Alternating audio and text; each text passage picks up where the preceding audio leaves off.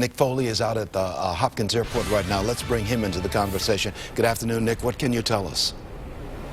Well, Leon, thank you very much. I can tell you we've been here about 20 minutes and we've seen no signs other than normal activity here at the airport. Passengers being dropped off and picked up from the airport as usual. Traffic continuing to flow in and out of the airport. We've seen no added security or any other emergency response personnel that would maybe perhaps represent added security or added measures that are in place because of this impact and this information that we know now. However, I can tell you that I just spoke to a high-ranking official here from the airport by phone just a short time ago, a few minutes ago, who does confirm that that plane used on that flight, 11:43 on Monday, is indeed here on the grounds at Hopkins International Airport and being swept and cleaned. We do not know the location of that plane. We have not seen any sort of signs of any Frontier planes at this point since we've been here on site. But we can tell you that that plane is here, and that airport official also wanted to make sure he represented to me or passed on to me that there is no impact whatsoever on any passenger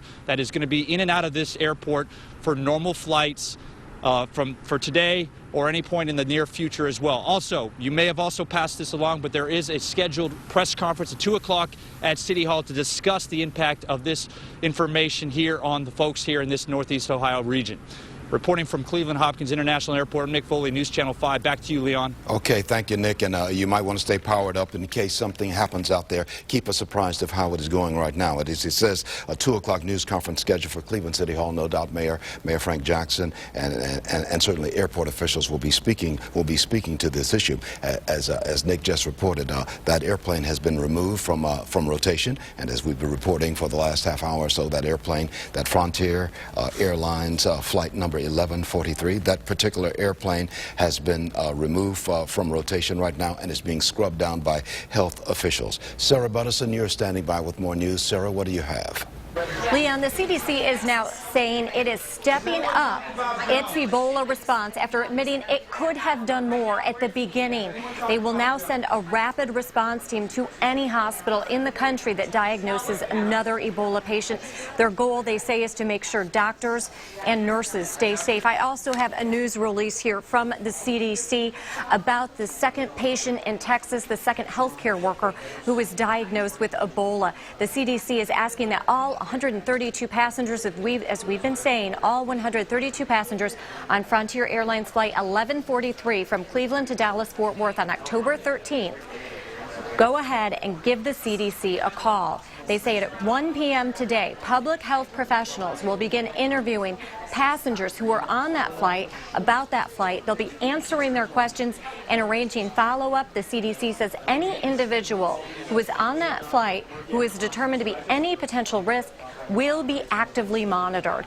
The healthcare worker apparently exhibited no signs or symptoms of illness while on flight 1143. According to the crew, that said, Frontier is still working closely with the CDC to identify and notify every passenger who is on that flight. And again, they need to call the CDC at 1-800-CDC-INFO. Leon?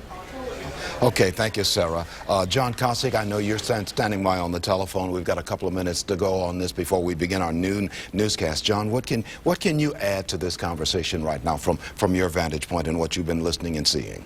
Again, this is an emergency plan that the state has been putting into place since July related to Ebola. I'm not sure what their involvement will be at this point other than monitoring what is happening locally and seeing what they need to put into place.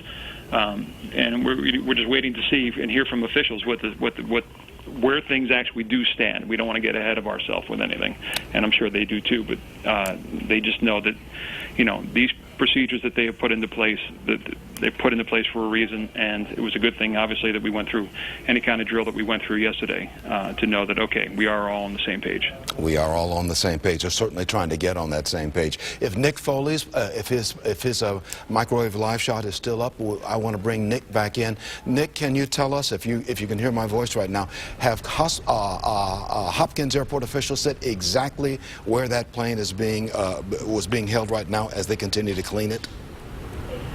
No, Leon, I did ask that question to that high-ranking official I spoke to a short time ago here at the airport, and he did say that the airport, or that the airplane is here at Hopkins International, but he would not confirm the location of that aircraft. But he does confirm that it is completely isolated from any sort of passenger or personnel or worker contact and is being worked on as we speak. So, again, understandably, the airport is following all sort of security and emergency protocol in this type of situation. That plane has been isolated, but at this point, no location has been given to us as far as where it is indeed on the airport. And we can also tell you that that flight is confirmed, or that flight that was confirmed out of Cleveland on Monday, the aircraft used again confirmed to be back here at Hopkins International. As you said, Leon, though, no location has been passed on to us. We can tell you that the healthcare worker that was on that aircraft was apparently in the region in Akron visiting family and was on that flight heading back to Dallas. So that's the information we have at this point, Leon, from Hopkins International. We'll send it back to you in the studio. And certainly we're going to reach out to that family in Akron. You know who you are. If you know that you've got a relative who is a healthcare worker in Dallas who was working with an Ebola patient, the CDC wants you to contact them. It wants anybody who came in contact with this healthcare worker. It is a female. We do not have a positive idea. We don't have a name. I'll say it that way. We don't have a name, but the number to call is 800-CDC-INFO or 800-232-4636. That is the number that the CDC is urging anybody who has come in contact with this person or anybody who was on that Frontier Airlines flight 1143. And I'm wondering, is Nick still up? Is Nick's live shot up? I'd like to ask Nick.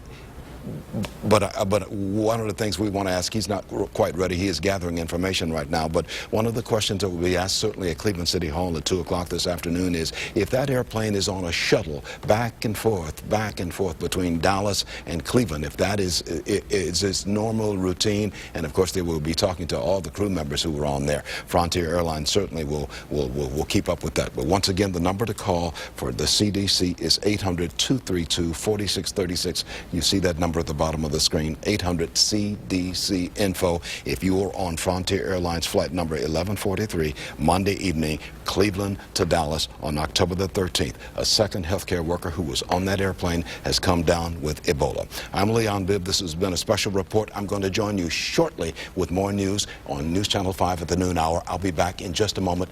Stick with me.